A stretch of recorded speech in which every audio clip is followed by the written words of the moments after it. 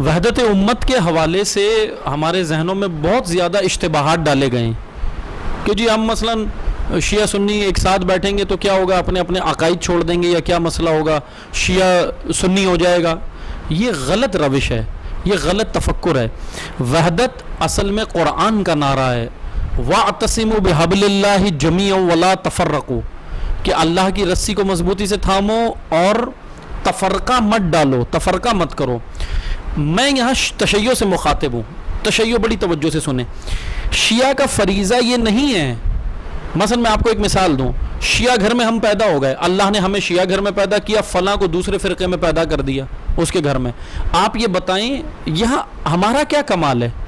اللہ نے اگر آپ کو شیعہ گھر میں پیدا کیا ہے تو اس کا مطلب فخر کے لیے پیدا نہیں کیا، آپ کو صرف توصیف کے لیے پیدا نہیں کیا، افتخار کے لیے پیدا نہیں کیا کہ ہم لوگوں پہ برتری جتلاتے پھریں، بلکہ شیعہ گھر میں اس لیے پیدا کیا گیا ہے کہ آپ کے کاندھے پر فرائض دیے گئے ہیں، ذمہ داری دی گئی ہے۔ اور شیعہ کا فریضہ دور غیبت میں اس وقت شیعہ کا فریضہ وہی ہے جو امیر المومنین نے امت کی خاطر انجام دیا کہ امت میں تفرقہ نہ پڑے۔ اور وہ کیا تھا؟ وہ یہ تھا کہ شیعہ حبل اللہ کا ماننے والا ہے، حبل اللہ کا مصداق روایات نے تفاسیر میں اہل بیت کو قرار دیا گیا۔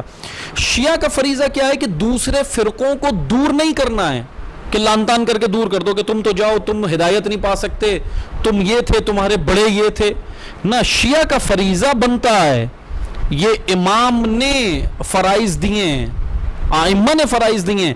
شیعہ کا فریضہ یہ ہے کہ اپنے مکتب، اپنے صحیح درست عقائد، درست چہرے، درست تعلیمات اہل بیت کا تعارف تمام امت کو کرائے، اور وہ امت کہ جو بنو امیہ جس پر 90 سال حاکم رہے، اور اس امت کے ساتھ ہوا یہ کہ بنو امیہ نے حبل اللہ کی رسی اہل بیت کے بجائے دشمنان اہل بیت کو قرار دے کے ان کے ہاتھ میں ڈال دیا۔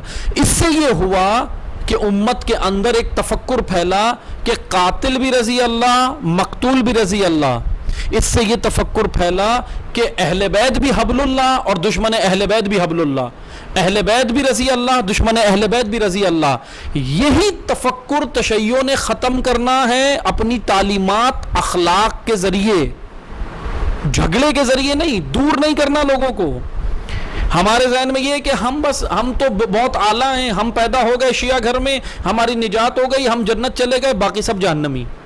شیعہ فرقے کا نام نہیں ہے، شیعہ معیار ہے۔ شیعہ اس کو کہتے ہیں جو امامت کی راہ اور امامت کے مکتب پر چل رہا ہو، صرف مان نہ رہا ہو۔ اگر امامت کو مان رہا ہو تو محب ہے، لیکن امامت کے راہ پر چل گیا ہو تو شیعہ ہے، جب چل گیا ہو۔ تو اس لیے شیعہ کا فریضہ یہ ہے کہ اللہ کی رسی کا تعارف دوسروں کو بھی کرائے، وحدت امت کے لیے دوسروں کو قریب لائے، تاکہ جب یہ چہرہ صحیح درست چہرہ تعلیمات کا ان تک پہنچا ہی نہیں، درست تعلیمات کا چہرہ بنو امیہ نے مس کر دیا، بنو امیہ نے اسلام میں بدعتیں ڈال دیں۔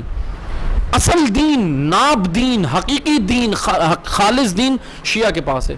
شیعہ اس حقیقی دین کو پیش کرے وحدت کے ذریعے، محبت کے ذریعے، الفت کے ذریعے، دور نہ کر دے لان تان کر کے، حقیقی دین کو پیش کرے، ان کو قریب لائے تاکہ وہ بھی مکتب اہل بیت کو اپنائیں۔ میں آپ کو تاریخ سے 2 مثالیں دے دوں، بس آپ توجہ کریں۔ زہیر ابن قین پروپیگنڈے کا شکار تھے، بصرہ میں رہتے تھے۔ بصرہ میں یہ پروپیگنڈا کیا گیا تھا مولا علی کے خلاف، معاویہ نے جو پروپیگنڈا شام میں کیا، بصرہ تک اس کی ہوا پہنچ گئی۔ بصرہ کا لشکر جمل میں علی کے خلاف لڑنے آیا۔ زہیر ابن قین پروپیگنڈے کا شکار، امام حسین ابن علی ان کو بلاتے ہیں، ملنے نہیں آ رہے، پروپیگنڈے کا شکار ہیں۔ لیکن ایک بار جب حسین ابن علی سے ملے، بات چیت ہوئی، سب کچھ بھول گئے۔ سرخ چہرہ جب امام حسین نے پیش کیا، یہ ہے شیعہ کی سنت۔ شیعہ اس سنت پر چلے، امام حسین کی سنت پر چلے، اور وہ سنت یہ ہے کہ لوگوں کو درست چہرہ بتائے۔ وہ پروپیگنڈے کا شکار ہیں، ان کو بنو امیہ نے قاتل بھی رضی اللہ کروا دیا اور مقتول بھی رضی اللہ کروا دیا۔ اب آپ ان کو تھتکار کر دور کر دو، یہ شیعہ کا فریضہ نہیں ہے۔ ائمہ سوال کریں گے۔ شیعہ کا فریضہ یہ ہے کہ ان کو قریب لا کر اپنی تعلیمات بتانا، اور راہ اہل بیت، حقیقی راہ اہل بیت پر چلانا دکھانا، یہ ہے شیعہ کا فریضہ.